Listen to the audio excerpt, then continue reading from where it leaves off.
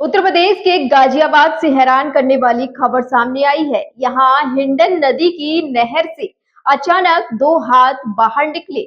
नजारा देखते ही पुलिस जवान ने हिम्मत दिखाई और खुद छलांग लगा दी।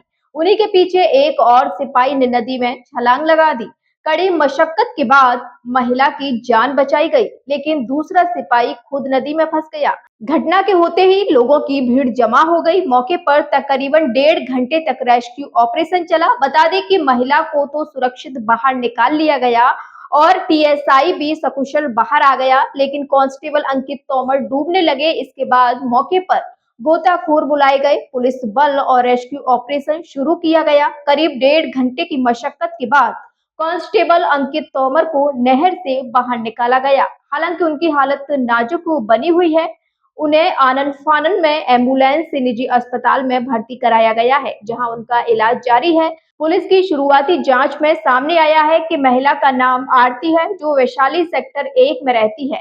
आरती का आरोप है कि उसके ससुराल पक्ष के लोग उसके साथ मारपीट करते हैं और उस पर चोरी का झूठा आरोप लगाते हैं।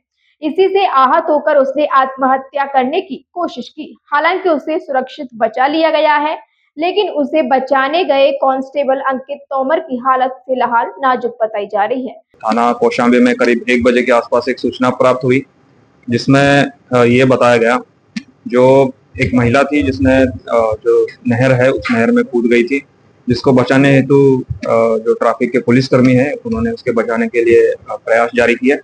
उसमें उस महिला को बचाया गया, लेकिन जो ट्रैफिक कांस्टेबल जिसका नाम अंकित तोमर है, ये जो उनको बचाने के प्रयास में उनको वहाँ उनके डूबने की वजह से मृत्यु हो गई है। सूचना मिलते ही तुरंत पुलिस ने मौके पे जाके उनको बचाव कार्य स्टार्ट किया गया। उसी में उनको उनकी बॉडी रिकवर करके उनको इलाज हेतु अस्पताल भर्ती किया है, लेकिन वहाँ पे उनको मृत घोषित कर दिया। इसी क्रम में आगे की कार्रवाई चल रही है। मेरा नाम कृष्ण कुमार है। कृष्ण कुमार जी, क्या हुआ था यहाँ, आपको क्या मालूम है?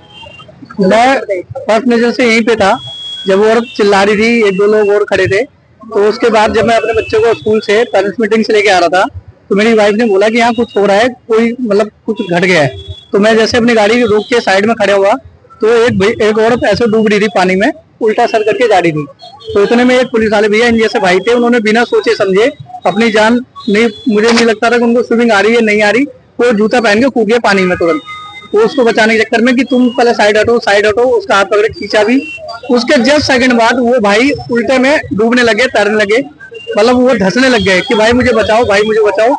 तो जब मैंने वहां आवाज सुनी, गाड़ी अपनी वहां खड़ी करके यहाँ भागा कि बस वाले खड़े होते हैं या किसी पर रस्सी हो कुछ हो, किसी पे कुछ नहीं रहा। उसके बाद ये भैया मेरे सामने अपनी पैंट और जूते उतार रहे थे, ये इंस्पेक्टर साहब, ये बिना सोचे समझे ये भी कूदे उसको बचाने के लिए।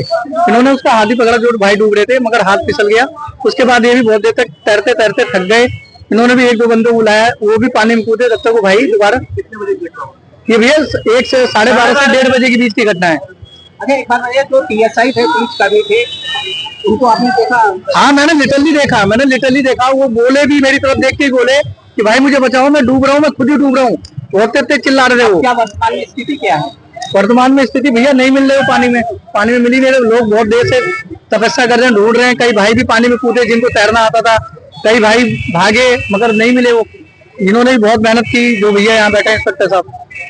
फिलहाल के लिए बस इतना ही। ऐसी ही तमाम बड़ी लेटेस्ट खबरों के लिए देखते रहिए आर न्यूज नेटवर्क।